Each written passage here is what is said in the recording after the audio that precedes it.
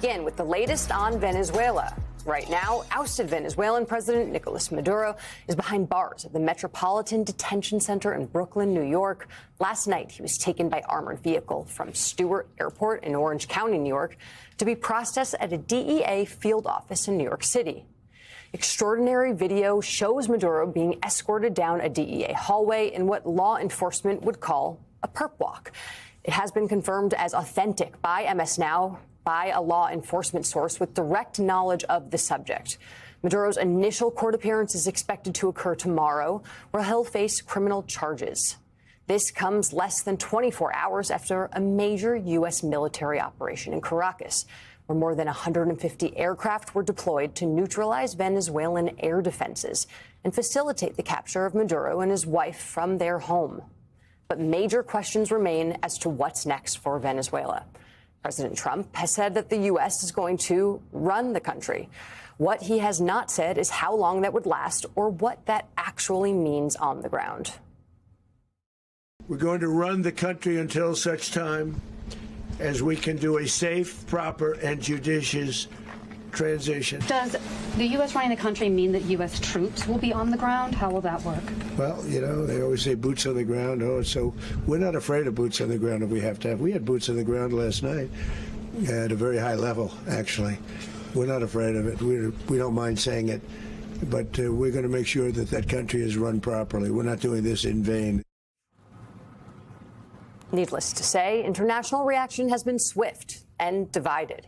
Several U.S. allies, including France, Germany, and the United Kingdom, have expressed measured support for Maduro's ouster, while urging the U.S. to respect international law and provide clarity on legal framework for transition. Meanwhile, Russia, China, and governments across Latin America have condemned the move outright, characterizing it as an act of U.S. aggression and called for the UN Security Council to intervene. Joining us now is MS Now White House reporter Laura Barone-Lopez and Missy Ryan, staff writer for The Atlantic. Laura, I want to start with you. It was a crazy day yesterday. The U.S. is now going to be providing a vision for how Venezuela should be run. They're expecting the interim government to carry out those plans, whoever the interim government is really going to be. Otherwise, he has promised the threat of future military intervention. What did you learn yesterday about what this vision for how the country is going to be run looks like? Well, I think there's a lot of questions still left about what exactly the president and his team, whether it's Secretary of State Marco Rubio and Pete Hegseth, have in mind here, because he didn't offer a lot of specifics at that press conference, the president or Marco Rubio. Essentially, he was saying, oh, the people around me will help with running the country. The people standing right behind me are going to help with running this country. Venezuelan President Marco Rubio. Right. And so that's one of the biggest questions, I think, as in addition to the fact that are there going to be a sustained number of American troops on the ground, and how many are there going to be? The president didn't answer that question when it came to what exactly are they going to be doing. He was asked, what is this going to look like? Are there going to be, how many American troops are going to be on the ground, and what are they going to be doing? Is it going to have to do with keeping control of the country? And his answer had to do with oil. His answer said maybe there will be a presence around oil. And I just think that we're starting to already see some across the loyal MAGA base, including Marjorie Taylor Greene, who, yes, is separate from the president now, separated, but there are a number of them asking, what does that mean for American troops? And why, again, are we in another country trying to seize oil where we haven't been in the past? Missy, one of the interesting things for me yesterday was before we saw the president and heard from the president, there was this idea that maybe this would be more like Panama, right, in 1990. And yet what we found is it might be more like Iraq, based off of what Donald Trump said at 11 a.m. or almost noon yesterday. He was a little late for his press conference. I want to play something from Pete Hegseth on CBS when he was out there talking about what it's going to look like. I'm thinking of the war in Iraq, and that led to a significant loss of U.S. treasure and of U.S. blood. Many of the president's own supporters tonight are wondering, how is this time around going to be different, and how is it in the U.S. interest? It's the exact opposite. I mean, we spent decades and decades and purchased in blood and got nothing economically in return. And President Trump flips the script. He says through strategic action, we can ensure that we have access to additional wealth and resources, enabling a country to unleash that without having to spend American blood. It doesn't feel like the script is flipped. To me, it seems very similar to Iraq. The interesting aspect of this is saying getting nothing economically in return. Jackie pointed out in our morning call this morning that all the conversation in the run-up, there was a lot of like, oil is going to help us pay for what we are going to do here in Iraq. Is the script flipped, or does this sound very similar to what we did in Iraq? Well, I think there are a lot of questionable assumptions in the president's assertion that the United States can help pay for whatever it plans to do in Venezuela and the running of the Venezuelan government by quickly ramping up the oil industry. That is something that will probably take years to return to its previous levels.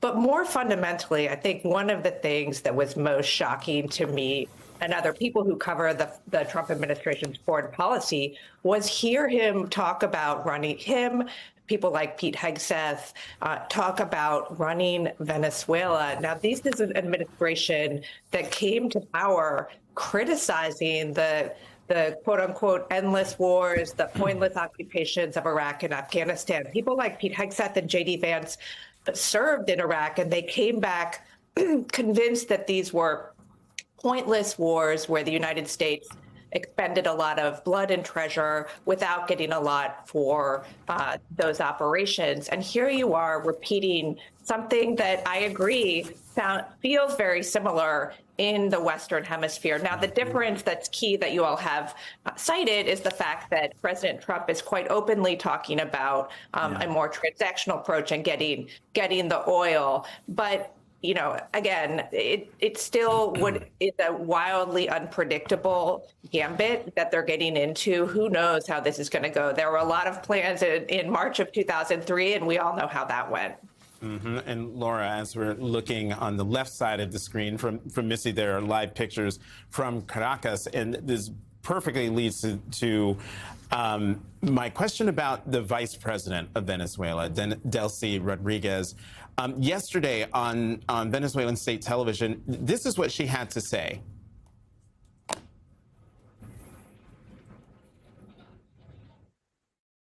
Exigimos la inmediata liberación del presidente Nicolás Maduro y de su esposa Cilia Flores. Único presidente de Venezuela, el presidente Nicolás Maduro. So, Laura, for those who are just listening but not reading the screen, she said, we demand the immediate release of the president and his wife. The only president of Venezuela is President Nicolás Maduro.